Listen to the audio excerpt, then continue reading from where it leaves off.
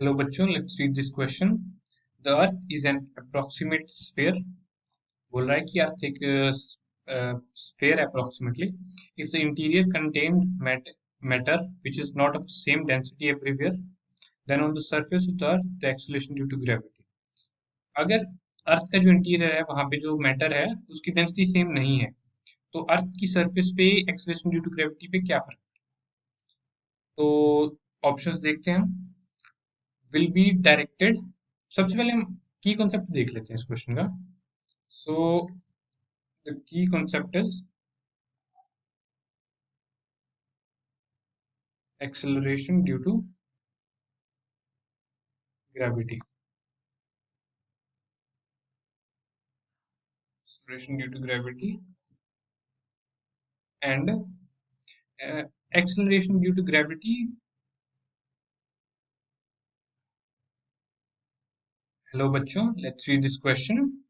So the question is the earth is an approximate sphere। सबसे पहले हमें दिया गया कि अर्थ को हमने एज approximate sphere ट्रीट करना है।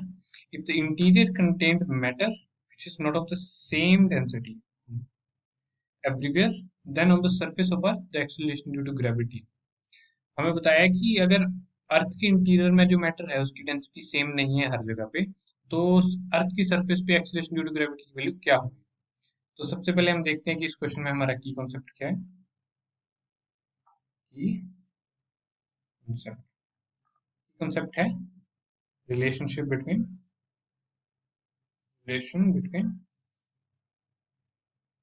Acceleration due to gravity g and density.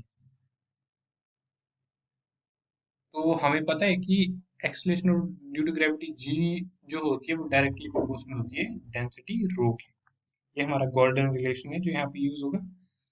So options देखते हैं। सबसे पहले ऑप्शन ये बता रहा है कि the acceleration due to gravity will be directed towards the centre but not the same everywhere. नहीं, ये ऑप्शन गलत है। क्यों गलत है? क्योंकि मान लो ये एक अर्थ है और यहाँ पे इस पोर्शन की जो डेंसिटी है वो सबसे ज्यादा है, तो यहाँ पे जो मास है वो इसकी ओर डायरेक्टेड होगा। जो एक्सेलरेशन ड्यू टू ग्रेविटी की से जो फोर्स होगी, तो वो सेंटर की ओर डायरेक्टेड नहीं होगी। जहां पे ज्यादा डेंसिटी होगी उस पोर्शन की ओर डायरेक्टेड होगी थोड़ा सा। तो ऑप्शन ए गलत है। ऑप्शन बी है हमारा will have the same value everywhere but not directed towards the centre. अब अगर हमारा डेंसिटी जो है वो वेरिंग है, वो सेम नहीं है, तो हर जगह पे सेम एक्सेलरेशन की वैल्यू क्यों होगी acceleration due to gravity? G is directly proportional to. तो ऑप्शन बी भी गलत है।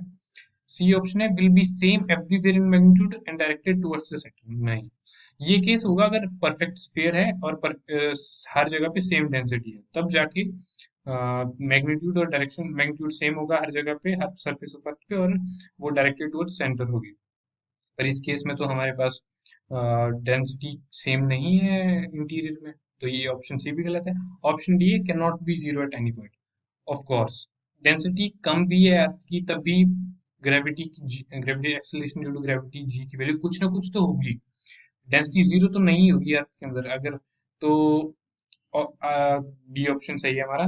सो our final answer is D, that is acceleration due to gravity cannot be zero at any point। Hope you understood it well. Best of luck.